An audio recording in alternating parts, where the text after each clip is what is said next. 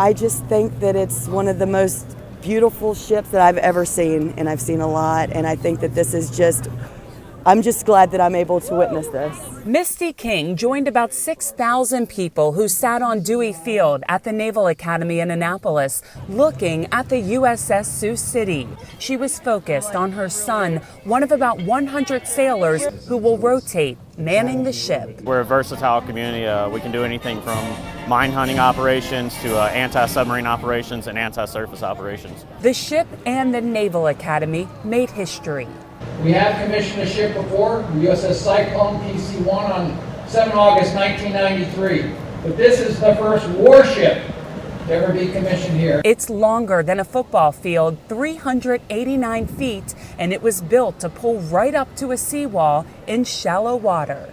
We wish the ship and the crew fair winds and following seas, tomorrow and for every day of its service. Built by a firm in Wisconsin and Lockheed Martin, the USS Sioux City is the 11th in the class of littoral combat ships. At the commissioning ceremony, Annapolis Mayor Gavin Buckley celebrated with the mayor of Sioux City. Our cities are forever partners in the future of the beautiful ship behind us. The Secretary of the Navy wanted to connect with the Midwest again, so it's the first time Sioux City was chosen as a namesake city. 2 days before the commissioning ceremony, the Bay Bulletin stepped onto the flight deck for a tour of the ship. They fought through the winter weather. At just 25 years old, Lieutenant Junior Grade Amaya Maldonado is part of the crew that will drive the ship.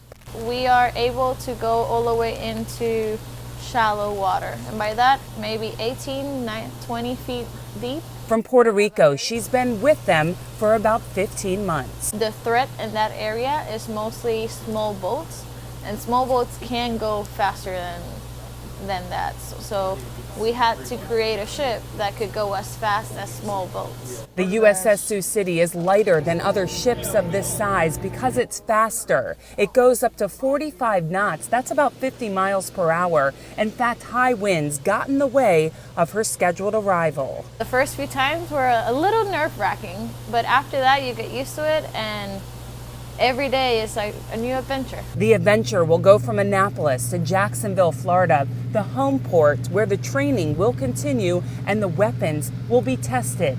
Commander Randy Malone says 2 helicopters can fit on board.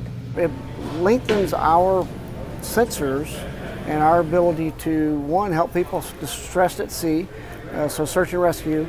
It also provides a capability to carry weapons off the ship. The ship will carry smaller boats. These 2 doors here, they open up, and then we can drive boats in and out of the stern. There's a gym for the sailors to stay in shape so they can scale these narrow stairways while living on here for several months at a time.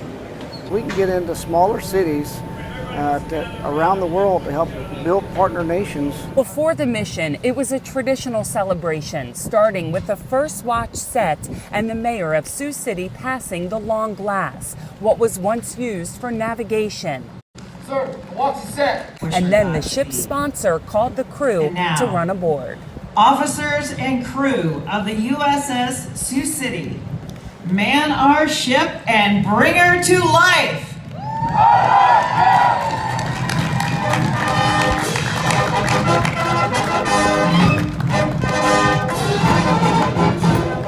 Just like those that built this ship, they will roll up their sleeves and get to work, and they will do so knowing that they are contributing to the security and defense of our great country.